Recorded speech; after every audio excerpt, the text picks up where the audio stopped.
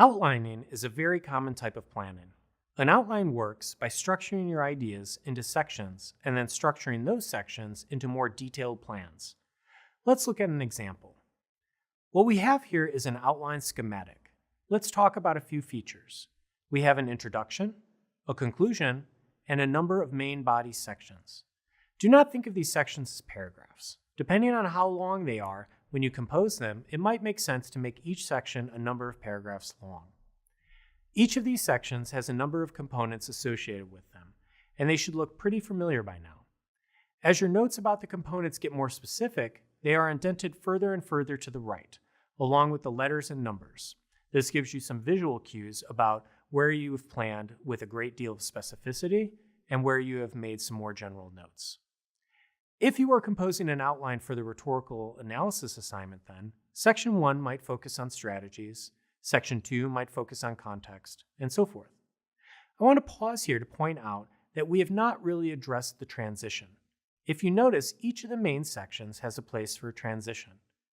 A transition is just a sentence or two that takes your reader from one section in a piece of writing to another, and it appears as the last sentence before the new section. A transition might say something like, while understanding X is important, understanding Y is even more important. This kind of transition might be used if your sections increased in level of importance as you moved through your writing. A transition could also be as simple as, another important feature to discuss here is X.